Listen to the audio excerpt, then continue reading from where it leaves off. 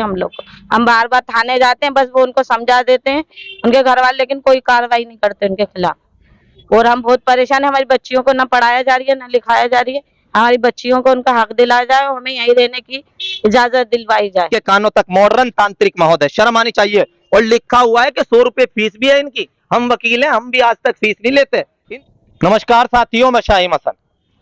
और आपने देखा होगा कि इस समय पत्रकारिता का जो मामला है वो बहुत कम चल रहा है। कारण यह है कि अब आजीविका कमाने के लिए जो वकालत है उसमें काफी जोर दिया जा रहा है। लेकिन फिलहाल मुझे आना पड़ा।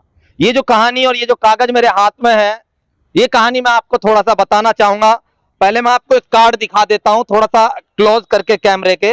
ये कार्ड है और ये कार्ड किसी तांत्रिक का कार्ड है। तांत्रिक का नाम है आस मोहम्मद। मैंने जितने भी तांत्रिक देखे थे, रूहानी इलाज के माहिर, अभी तक किसी को दाढ़ी वाला देखा था, किसी को अलग वेशभूषा में देखा था, किसी को किसी में, लेकिन मैंने मॉडर्न पहली बार देखा है।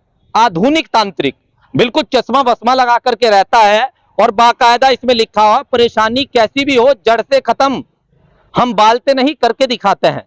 देश विदेश के लोग फायदा उठा रहे हैं इस व्यक्ति से।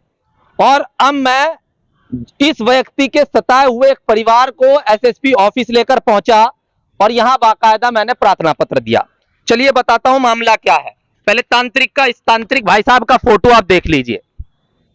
ये जो तांत्रिक महोदय हैं, ये 2006 में भोपाल में होते हैं और भोपाल में जाने के बाद ये एक, इनको इनके परिवार से वो मिलते हैं, कहते हैं मैं तो यतीम हूं साहब, मेरा कोई है ही नहीं। उनको वो तरस खाते हैं। यहां इनकी भी मिस्टेक है, पता करना चाहिए जब अपनी बच्ची का हाथ किसी के हाथ में आप सौंप रहे हैं। लेकिन तांत्रिक लोग होते हैं वो किसी भी तरह बहका लेते हैं। इन तांत्रिक महोदय ने, जो ये मीरापुर के रहने वाले हैं, इनकी पहचान मैं उजागर कर रहा हूं। ये तांत्रिक महोदय जो है, ये कहां के रहने वाले हैं? ये कोटला के मीरापुर के रहने वाले हैं। कुरैशी समाज से ताल्लुक रखते हैं बाकायदा, ये भी मैं आपको बता दे रहा हूं। अब क्या था कि जब 2006 में ये शादी करते हैं, 2006 से 11 तक ये वहां पर रहते हैं। ये पूरी कहानी सुनने की है, शेयर करने की है, इस व्यक्ति तक पहुंचाने की है, आला अधिकारियों तक पहुंचाने की ये बात है। किस तरीके से हमारा समाज गर्त में जा रहा है, क्या हम कर रहे हैं, ये तांत्रिक लोग किस तरह बहकाते हैं। ठीक है साहब, ये 2006 में शादी कर लेता है। 2011 आते आते ये 2 बच्चियां पैदा हो जाती हैं। इनकी पहचान में उजागर नहीं करना चाहता और ये बच्चियां काफी बड़ी हो चुकी हैं और इनकी शिक्षा दीक्षा और पालन पोषण भी है, जो कि फिलहाल खालिदा कर रही है।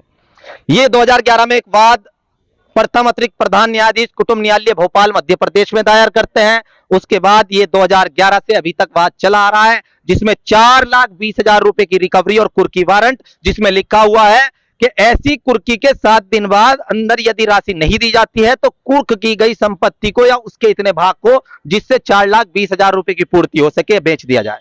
लेकिन थाना मीरापुर के कोतवाल महोदय के आगे न जाने कौन सी मजबूरी थी कि कोटला तक जाकर के ना तो कुर्की कर सके। कारण क्या है? ना तो इनके पास किसी का ऐसा फोन था कि जो सत्ता के अधीन किसी व्यक्ति का फोन उनके पास करा सके कोतवाल साहब के। यहां से भी प्रार्थना पत्र दिया गया। लेकिन ऐसे लोग जो बेचारे मिडिल क्लास है, उनको ऐसा लगता है कि बिल्कुल न्याय सुलभ और सस्ता है, न्याय दिला सकती है ना पुलिस इतना सस्ता और सुलभ न्याय आपको उपलब्ध करा सकती है। जागरूक आपको खुद होना पड़ेगा, देखना पड़ेगा। ऐसे तांत्रिक जो है ना, ये मॉडर्न तांत्रिक, ये किस तरीके से इसने दूसरी शादी आकर के कर ली। उसके कितने बच्चे हैं? दूसरी जो शादी की हुई है 3 बच्चे। अभी फिलहाल किस तरह की दिक्कत है आपको? हमें खाने पीने की दिक्कत है। 3 महीने से गायब है। हमारे बच्चों को ना खाने को दे रहे, पीने को दे रहे, और मांग मांग के मोहल्ले वालों से खा रहे हैं हम।